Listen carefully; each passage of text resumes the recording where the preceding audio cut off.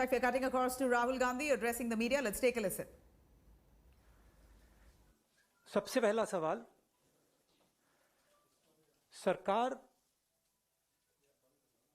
किलाबंदी क्यों कर रही है? क्या ये किसानों से डरते हैं? क्या किसान दुश्मन है?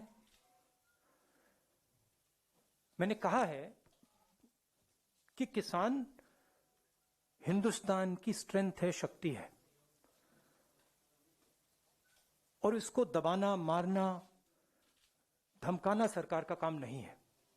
सरकार का काम किसान से बात करने का है और इस समस्या को रिजॉल्व करने का है। Today, Delhi is surrounded by our farmers. They are the people who give us sustenance. They are the people who work for us. Why is Delhi being converted into a fortress? Why are we threatening our farmers, beating our farmers, killing our farmers? Why is the government not talking to the farmers? And why is the government not resolving this problem? This problem is not good for our country. It is not good for the peace and harmony in our country. It's not good for the future of our Kisans. They need clarity. The Prime Minister saying that the offer is still on the table to postpone these laws for 2 years. What does that mean? Either you believe that you need to get rid of the laws or you don't. So I feel that this issue needs to be resolved as soon as possible and the government needs to listen because Kisans are not going away. मैं किसानों को बहुत अच्छी तरह जानता हूं, ये नहीं जाएंगे, पीछे नहीं हटेंगे। अंत में सरकार को ही हटना पड़ेगा। फायदा है सबका कि आज हट जाए। तो ये किसानों पे मेरी एक्सपेक्टेशन थी बजट के बारे में कि सरकार हिंदुस्तान के 99% लोगों को सपोर्ट देगी। यह बजट 1% आबादी का बजट है। जो हमारे स्मॉल एंड मीडियम इंडस्ट्री के लोग हैं, जो हमारे वर्कर्स हैं, किसान हैं, जो हमारी फोर्सेस हैं, उन सब से आपने पैसा छीन कर लेकर उन्हीं 5, 10, 15 लोगों के पॉकेट में डाल दिया है। आप प्राइवेटाइजेशन की बात कर रहे हैं, वो भी फायदा उनको मिलेगा। और हिंदुस्तान को किस चीज की जरूरत थी? हिंदुस्तान को अपनी जनता के हाथ में पैसे डालने की जरूरत है। क्यों? क्योंकि अगर हम अपनी अर्थव्यवस्था को चालू करना चाहते हैं तो वो कंजम्पशन से ही होगी, वो सप्लाई साइड से नहीं हो सकती है। तो अगर सरकार ने न्याय योजना जैसा काम किया होता, अगर स्मॉल मीडियम इंडस्ट्रीज को पैसा दिया होता, उनको प्रोटेक्ट किया होता, इकोनॉमी चालू हो सकती थी। सप्लाई साइड में पैसा देने से इकोनॉमी चालू नहीं होगी। ये इसको ट्राई करते जा रहे हैं, 1% को पैसा देते जा रहे हैं, सोचते हैं कि हिंदुस्तान की इकोनॉमी स्टार्ट होगी, नहीं होगी। ये रियलिटी है। और सबसे जरूरी बात, मेरे लिए सबसे जरूरी बात, चाइना हिंदुस्तान के अंदर आता है, हजारों किलोमीटर हमारी जमीन ले जाता है, और आप चाइना को बजट में क्या मैसेज देते हो कि हमारा डिफेंस एक्सपेंडिचर हम नहीं बढ़ाएंगे। 3-4 हजार करोड़ रुपए आपने बढ़ाया। चाइना को आपने क्या मैसेज दिया कि आप अंदर आ सकते हो, आपको जो करना है करो, हम अपनी सेना को नहीं सपोर्ट करेंगे। जो हमारे जवान लद्दाख में हैं, जो हमारे एयरफोर्स के पायलट्स हैं, उनको आज क्या लग रहा होगा कि हमारे सामने इतनी बड़ी कठिनाई है और हमारी सरकार फोर्सेस को पैसा नहीं दे रही है, और जो हमारा है फोर्सेस का है वो उन्हीं 5-10 लोगों को पैसा दिया जा रहा है।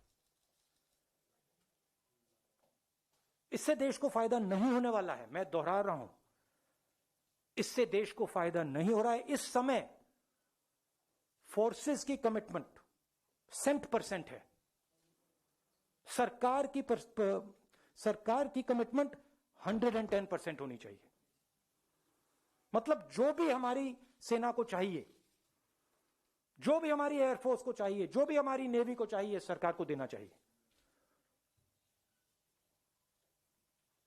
ये कौन सी देशभक्ति है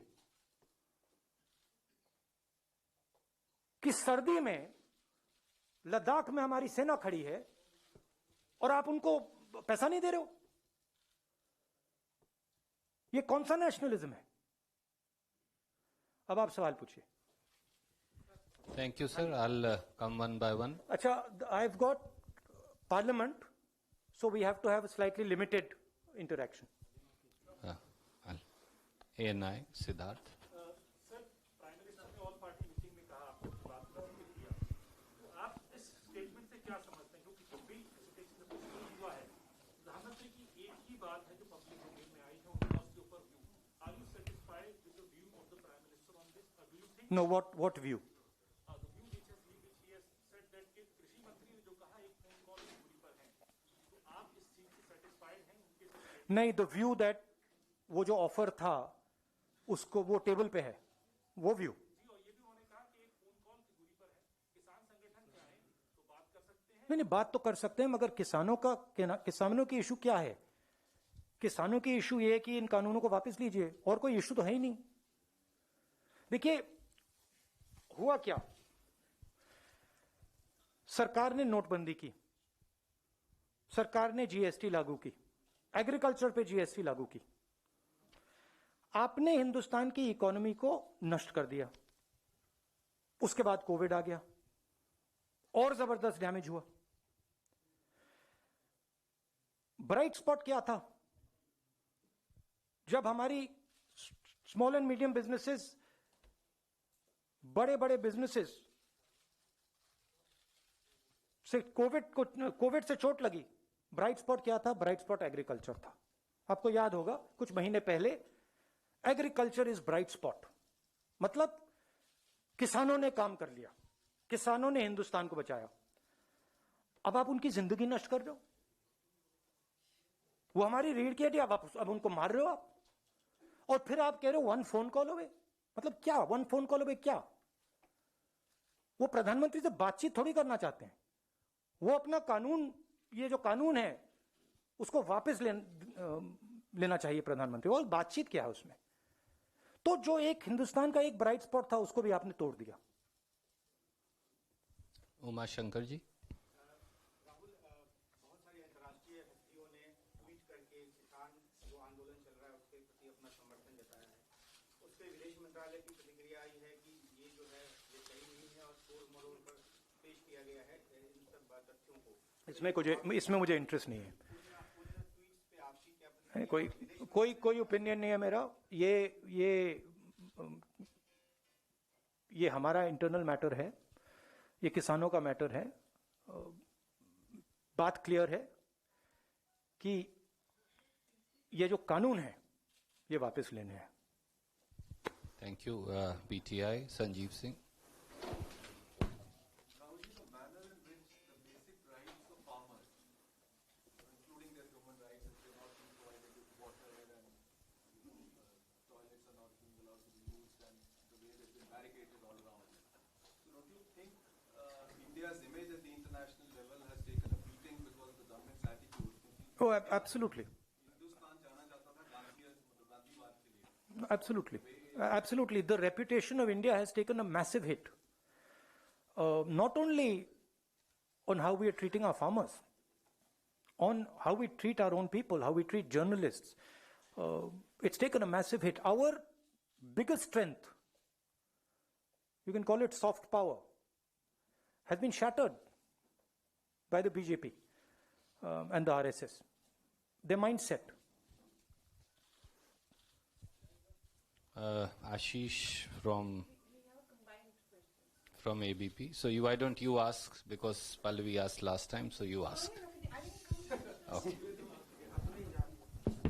किसानों को जिस तरह से टेररिस्ट बोला जा रहा है, famous film actress she again tweeted and said कि ये टेररिस्ट हैं. हम दोनों का ही सवाल है सर, इस पे आपकी क्या है? And also the narrative which is being built up. No, I said. Fighting for the farmers, you are being anti-national, and they are also being attacked. The farmers associations are also being attacked. तो आपका कहना है कि जो इस देश में खेती करता है वो आतंकवादी है, मतलब देश के 60% लोग आतंकवादी हैं, मतलब सिर्फ आरएसएस के लोग आतंकवादी नहीं है, बाकी सब आतंकवादी हैं.